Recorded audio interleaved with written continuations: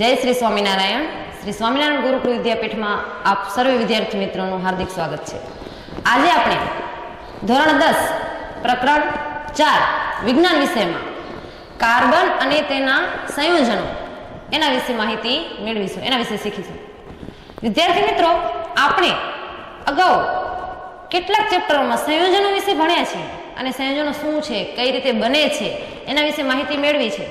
હવે આપણે અહીં કાર્બન વિશે માહિતી મેળવવાની છે, કાર્બન તત્વ વિશે અને કાર્બનના સંયોજનો વિશે માહિતી મેળવવાની છે।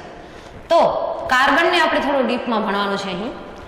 તો શરૂઆત કરીએ આપણે પ્રાથમિક માહિતીથી કે કાર્બન છે એ કઈ વસ્તુમાં રહેલો છે, કાર્બનનું મહત્વ શું છે અને કેટલી માત્રામાં રહેલો હોય છે, તમામ વસ્તુનો આપણે આજે અભ્યાસ કરીશું। અને ત્યારબાદ એના સંયોજનો છે, એના સહસંયોજક બંધ કઈ રીતે બનાવે છે એના વિશે પણ આજે આપણે ચર્ચા કરીશું।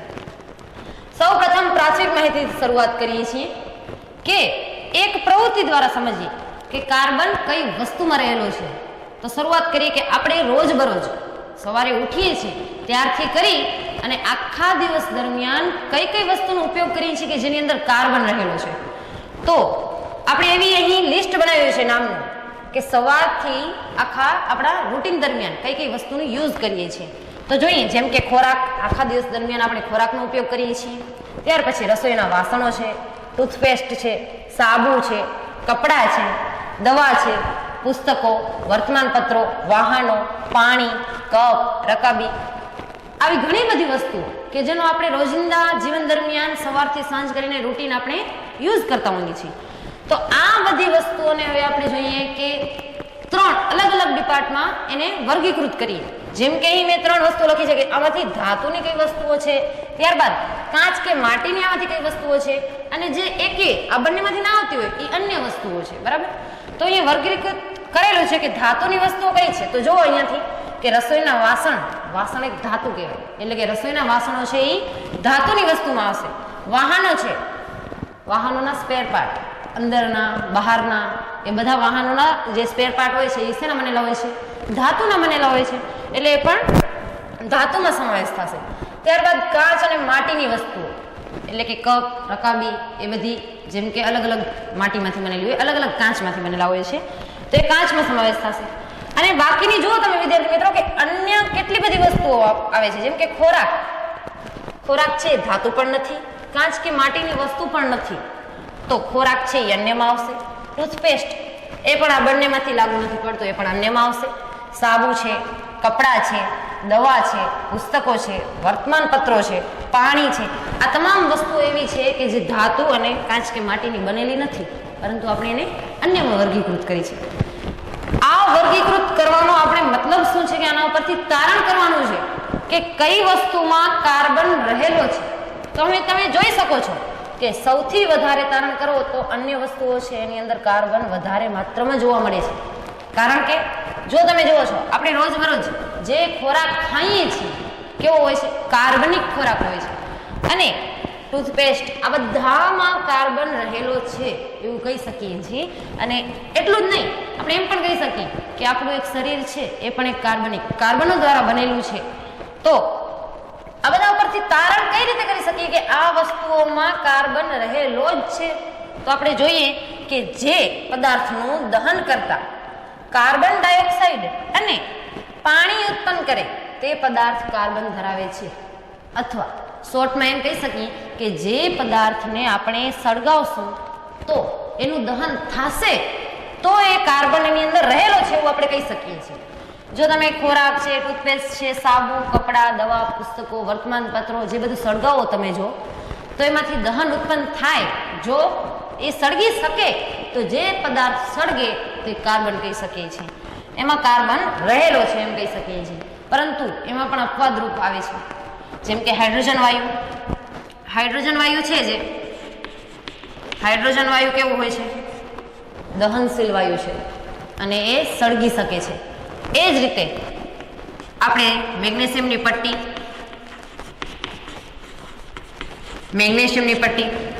પટ્ટીને આપણે સળગાવતા શું ઉત્પન્ન થાય છે, તો કે રાખ અને પાણી ઉત્પન્ન થતું હોય છે, તો એમાં કાર્બન રહેલો છે। તો આ બંને વસ્તુ છે એ અપવાદરૂપ છે કે જે ધાતુ છે, વાયુ છે, છતાં પણ સળગી શકે છે અને કાર્બન ધરાવે છે। તો એવી વસ્તુઓ છે એ અપવાદરૂપ છે.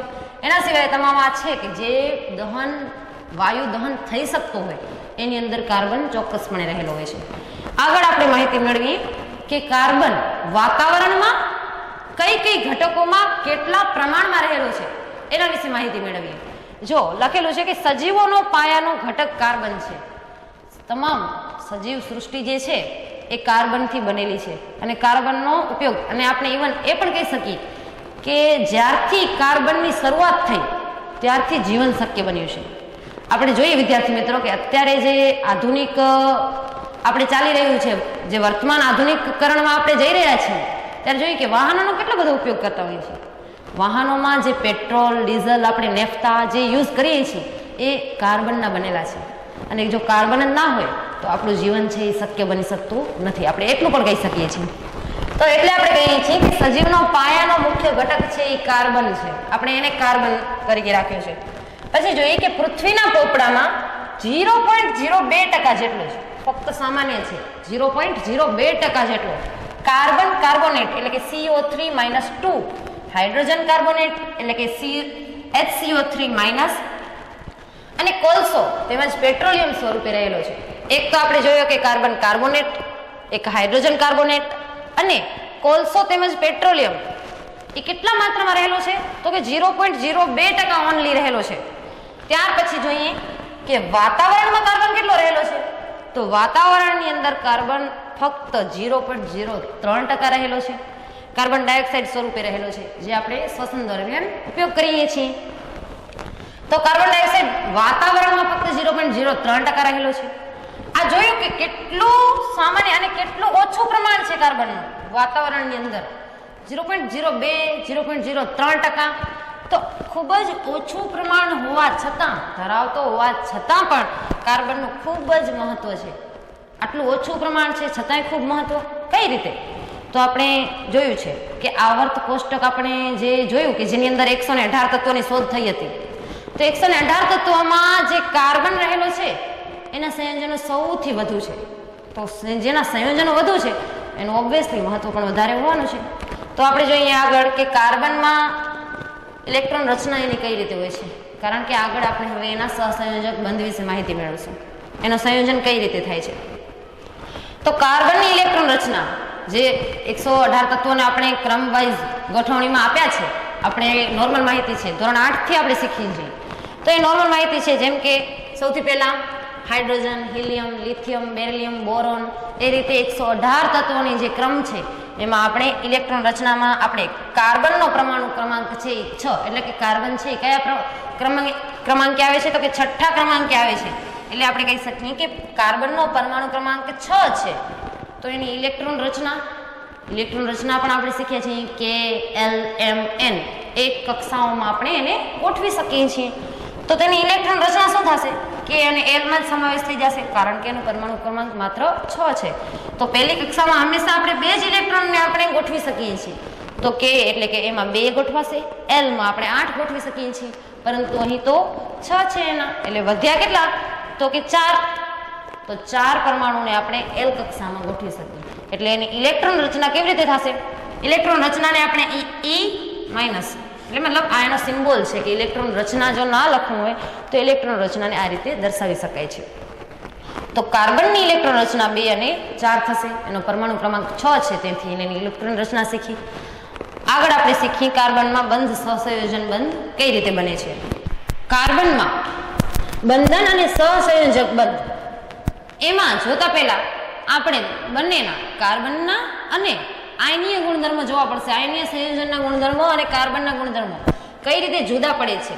તમને પ્રશ્ન થાય કે આયનીય સંયોજનો શું છે, તો જે કાર્બન છે એ પોતાની ઇલેક્ટ્રોન રચના નિષ્ક્રિય વાયુની જેમ જો પૂર્ણ કરવા માંગે પોતાની અષ્ટક રચના, તો એ જે પૂર્ણ કરેલી અવસ્થા છે એ કહેવાય આયનીય સંયોજન. તો હવે આયનીય સંયોજન મતલબ કે જે નિષ્ક્રિય વાયુ તરીકે એને મેળવેલા છે તેમાં અને કાર્બનની સંયોજકતામાં શું તફાવત છે જોઈએ. જે આયનીય સંયોજનો હોય છે એના ગલન બિંદુ અને ઉત્કલન બિંદુ ઊંચા હોય છે. કેવા પ્રમાણમાં ઊંચા હોય છે? શેના કારણે ઊંચા હોય છે આ ઉત્કલન બિંદુ અને ગલન બિંદુ? તો કે તેમાં રહેલા આંતર આણ્વીય આકર્ષણ બળ પ્રબળ હોય છે, અને જેટલું આકર્ષણ પ્રબળ એટલા એના ગલન બિંદુ અને ઉત્કલન બિંદુ કેવા હોય છે? હંમેશા ઊંચા રહે છે. આયનીય સંયોજનો પાણીમાં દ્રાવ્ય હોય ત્યારે અથવા પીગળીન અવસ્થામાં હોય ત્યારે વિદ્યુતના સુવાહક હોય છે. મતલબ કે આયનીય સંયોજનો છે એ જે પાણીની પીગળીન અવસ્થામાં અથવા તો પાણીમાં જ્યારે દ્રાવ્ય હોય છે ત્યારે કેવા હોય છે? તો કે વિદ્યુતના સુવાહક. વિદ્યુત છે એ સારી રીતે માંથી પસાર કરી શકાય છે એવું કહી શકાય. આગળ જોઈએ કે સામાન્ય રીતે એ ઘન અવસ્થામાં હોય છે, એટલે કે એની અવસ્થા ઘન, પ્રવાહી, વાયુ કઈ અવસ્થામાં હોય? તો જે આયનીય સંયોજનો બનાવે છે એ હંમેશા ઘન અવસ્થામાં રહેતા હોય છે. ત્યારબાદ જેમ આયનીય સંયોજનોના ગુણધર્મ હતા એ રીતે કાર્બનના ગુણધર્મ જોઈએ તો તેના ગલન બિંદુ અને ઉત્કલન બિંદુ નીચા હોય છે. અને શેના કારણે નીચા હોય? તો કે તેમાં રહેલા આંતરાણુય બળ છે એ હંમેશા નબળા હોય છે.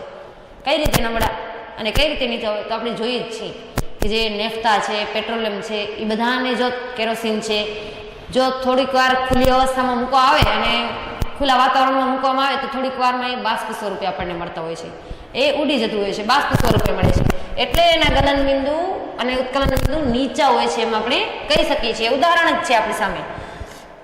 એ પાણીમાં અદ્રાવ્ય છે, જોઈએ છીએ કેરોસીન છે પાણીમાં દ્રાવ્ય થઈ જાય છે, મિક્સ થઈ જાય છે? ના, બિલકુલ નહીં. તો એ પાણીમાં છે એ અદ્રાવ્ય હોય છે.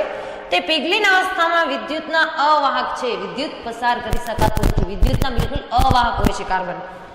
ત્યારબાદ તે ઘન, પ્રવાહી અને વાયુ અવસ્થામાં હોય છે. તે તમામ ત્રણ અવસ્થા ઘન, પ્રવાહી અને વાયુ અવસ્થામાં જોવા મળતા હોય છે. આપણે અહીં જોયું કે આયનીય સંયોજનો અને કાર્બનના એ બંનેના ગુણધર્મો તદ્દન જુદા પડે છે. આયનીય સંયોજન કરતાં કાર્બનના જે ગુણધર્મો છે એ તેનાથી તદ્દન વિરુદ્ધ છે. આપણે જોઈએ હવે કે કાર્બન છે એ કઈ રીતે આયનીય સંયોજન બનાવી અને પોતાની ઇલેક્ટ્રોન મેળવી કે ગુમાવવાની ક્રિયા કઈ રીતે કરે છે. આપણે આગળ જાણ્યું કે ભાઈ જે કાર્બન છે એનો પરમાણુ ક્રમાંક કેટલો છે? 6 છે. એને ઇલેક્ટ્રોન રચના કેટલી થશે? તો કે 2 અને 6.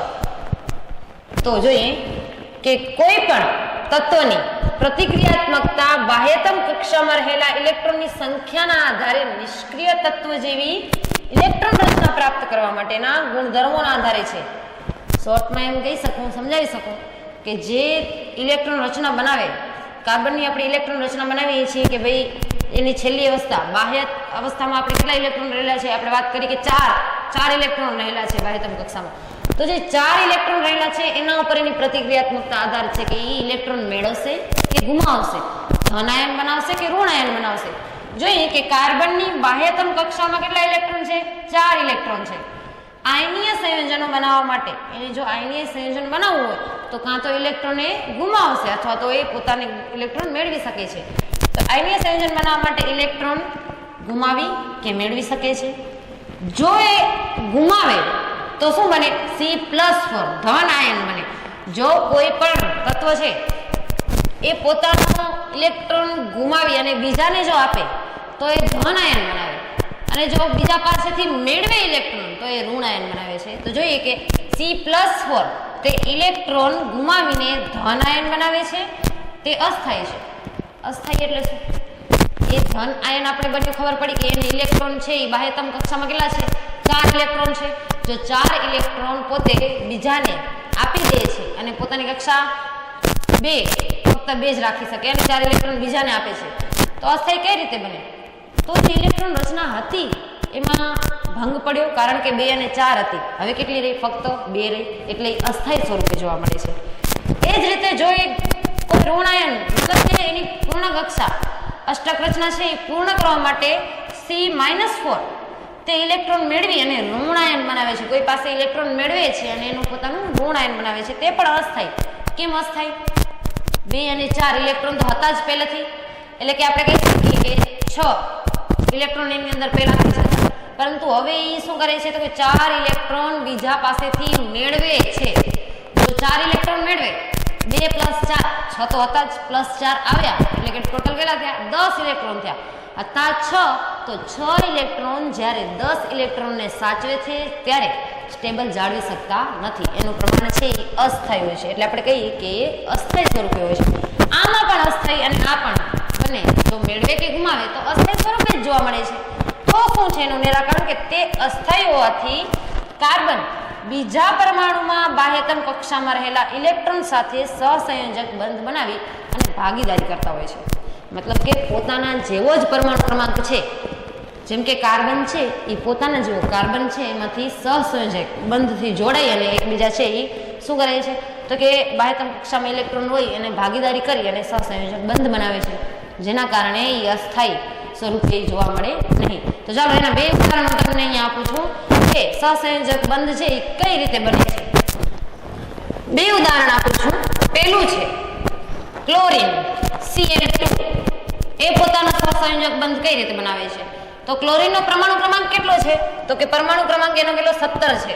તો કઈ રીતે કક્ષામાં ડિવાઇડેડ કરશું તો કે Klm અને હજી જો n કક્ષા આવે પણ આપણે 17 છે એટલે પહેલી કક્ષામાં 2 ઇલેક્ટ્રોન સમાઈ શકે, બીજી કક્ષામાં 8 ઇલેક્ટ્રોન એટલે બે કક્ષા એની પૂર્ણ થઈ ગઈ અને ત્રીજી કક્ષામાં કેટલા ઇલેક્ટ્રોન વધે તો કે આ 10 તો થઈ ગયા છે, હવે ફક્ત કેટલા વધશે 7. તો ત્રીજી કક્ષામાં આપણે 7 ઇલેક્ટ્રોન આપણે એને મૂકશું તો એટલે ઇલેક્ટ્રોન રચના બની ગઈ 2, 8 અને 7.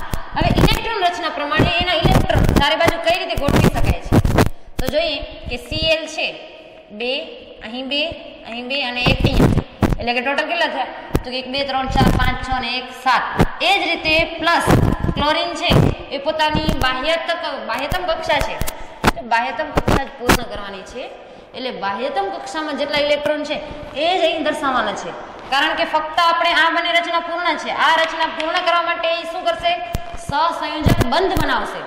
તો એવાના એવો પોતાના જેવો કોઈ ક્લોરીન છે તત્વ એની સાથે મળી અને શું કરશે ભાગીદારી કરશે. કેટલા ઇલેક્ટ્રોનની ભાગીદારીની જરૂર છે ફક્ત 1 ઇલેક્ટ્રોનની.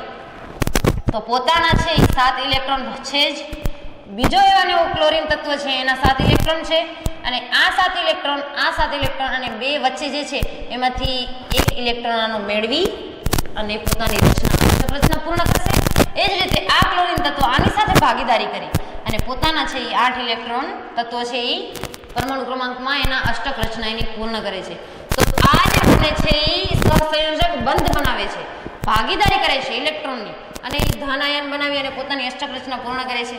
એને આપણે દર્શાવી શકીએ કે Cl2 વાયુ બને છે. આ એક છે મતલબ કે એકલ સહસંયોજક બંધ બનાવે છે. કેમ તો કે ફક્ત એક જ પરમાણુ ક્રમાંકની આપલે કરે છે, બંને ભાગીદારી કેટલા પરમાણુની કરે છે તો કે એક જ ઇલેક્ટ્રોનની.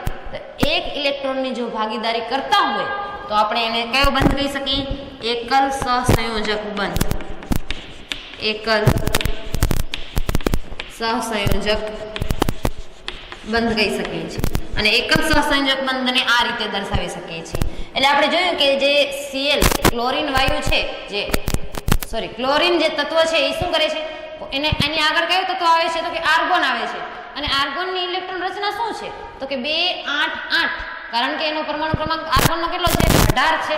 તો એ આર્ગોન જેવી નિષ્ક્રિય વાયુ જેવી પોતાની રચના બનાવવા માટે શું કરે છે પોતાના જેવા બીજા ક્લોરીન તત્વ સાથે એ ભાગીદારી કરે છે અને ભાગીદારી કરી અને એની ઇલેક્ટ્રોન રચના 2, 8, 8 એટલે કે એના આગળના તત્વ આર્ગોન જેવી નિષ્ક્રિય તત્વ એ બનાવે છે. એક નેક્સ્ટ હજી એક બીજું ઉદાહરણ તમને સમજાવી દઉં ઓક્સિજનનું. ચાલો ઓક્સિજનનો પરમાણુ ક્રમાંક શું છે તો કે 8 છે. તો એની ઇલેક્ટ્રોન રચના શું થશે તો કે K અને L એટલે કે 2 અને 6. બાહ્યતમ કક્ષા છે પૂર્ણ છે નહીં, બાહ્યતમ કક્ષામાં શું હોવું જોઈએ 8 ઇલેક્ટ્રોન તો મિનિમમ હોવા જોઈએ ત્યારે જ કક્ષા પૂર્ણ થઈ કહેવાય. તો શું કરશું તો કે બંને બાહ્યતમ કક્ષામાં 6 ઇલેક્ટ્રોન, ઓક્સિજનની બાહ્યતમ કક્ષામાં કેટલા ઇલેક્ટ્રોન છે 6 ઇલેક્ટ્રોન ભાગીદારી કરશે. તો જે આ બંને પાછળના ઇલેક્ટ્રોન છે અને આના 2 ઇલેક્ટ્રોન આની સાથે ભાગીદારી કરી અને 2 ઇલેક્ટ્રોન આમાં મેળવે છે, આની સાથે ભાગીદારી કરી એકબીજા સાથે ભાગીદારી કરી અને કેટલા ઇલેક્ટ્રોન હવે ટોટલ કેટલા થશે 1, 2, 3, 4, 5, 6, 7 અને 8 પોતાની અષ્ટક રચના પૂર્ણ કરશે અને એના આગળના તત્વની જેમ નિષ્ક્રિય વાયુ બનાવશે. તો આની પણ ઇલેક્ટ્રોન રચના 8 થઈ, બીજા ઓક્સિજનની પણ ઇલેક્ટ્રોન રચના હવે 2 અને 8 એટલે કે પોતાની અષ્ટક રચના પૂર્ણ કરવા માટે તથા તેના આયનીય સંયોજનો બનાવવા માટે શું કરે છે એકબીજા પોતાના જેવા જ તત્વો સાથે શું કરે છે સહસંયોજક બંધ બનાવી અને ઇલેક્ટ્રોનની ભાગીદારી કરે છે. તો આને કહેવાય ઇલેક્ટ્રોનની ભાગીદારી અને સહસંયોજક બંધ. તો આઈ થિંક કે હવે આ તમને ભાગીદારી સહસંયોજક બંધ આયનીય સંયોજનો અને કાર્બન વિશે તમને સારી રીતે સમજાયું હશે. Thank you. જય શ્રી સ્વામિનારાયણ.